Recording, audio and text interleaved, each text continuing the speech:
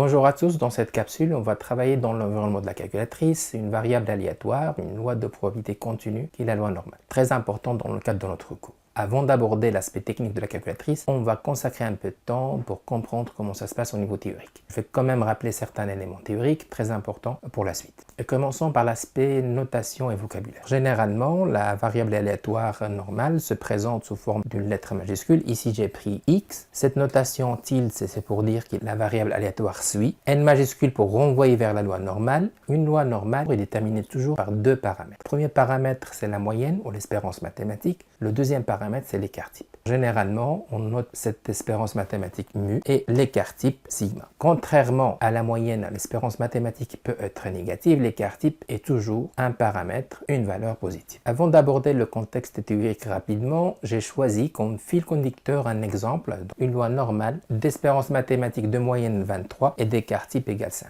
Premier rappel théorique très important, il faut le comprendre, attention rapidement, on ne va pas faire de la théorie théoricienne non plus, c'est juste comprendre comment ça se passe avec deux fonctions très particulières avec la loi normale, la fonction de densité et la fonction de répartition. Pour la fonction densité, il se présente généralement sous forme d'une cloche symétrique par rapport à sa moyenne ou son espérance mathématique. Ici, par rapport à 23, puisque j'ai choisi mon exemple avec 23. Attention, il faut bien intégrer cet élément symétrique. Deuxième fonction, on ne va pas vraiment encore une fois la développer, ça sera la fonction de répartition, généralement notée grand F de x. C'est une probabilité cumulative, donc c'est la probabilité que cette variable aléatoire soit inférieure ou égale à petit x. Voilà la fonction. Alors attention, quand on est avec une loi continue, il n'est pas sensible à l'inégalité. Que ce soit une inégalité stricte ou non, c'est la même chose. On n'est pas avec une loi discrète. Attention, il a quand même quelque chose de particulier cette fonction. Elle est bien sûr croissante et ça va représenter l'aire sous la courbe de la fonction densité. Elle sera toujours avec une limite qui égale 1.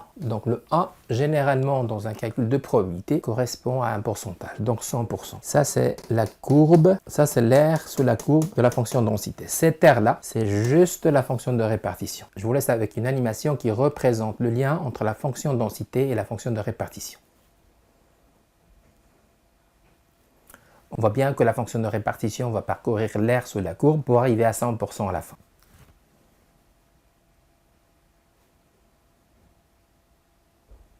Passons maintenant à la calculatrice, en comprenant l'environnement dans lequel on va travailler. Ça sera dans la partie distribution. Distribution renvoie vers la partie loi de probabilité tout simplement. Et on va travailler uniquement avec ces trois touches. Normale PDF, normale CDF et la normale inverse. CDF renvoie vers tout ce qui est cumulatif, PDF renvoie vers tout ce qui est fonction de densité. Généralement, ça sera plutôt la normale CDF et l'inverse normale dans les cas pratico-pratiques au niveau exercice. On peut tracer la fonction de densité et la fonction de répartition. Ça sera toujours avec l'idée d'encoder dans l'environnement Y1, Y2 les fonctions et bien sûr passer par le graphique avec une configuration de la fenêtre. Ici, pour la fonction densité, je vais vers Y1 et je vais encoder la normale PDF mais avec la variable X, pas avec une valeur numérique. Je vais renseigner la calculatrice avec les éléments. La variable en jeu c'est X, mu égale 23, l'écart type égale 5 et généralement, je vais avoir cette courbe qui représente cette forme symétrique de cloche. Même idée avec la normale CDF, c'est-à-dire la fonction de répartition. Je vais vers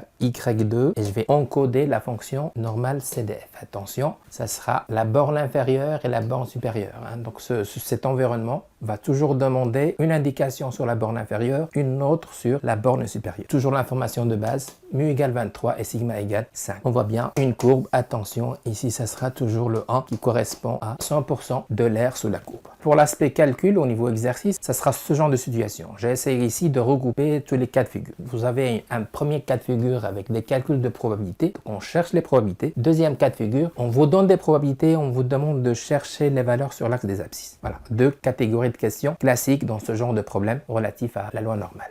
Pour ces trois cas, ça sera toujours dans l'environnement normal CDF et généralement dans les trois derniers cas, ça sera avec l'environnement normal inverse. On verra bien évidemment comment faire d'une manière concrète.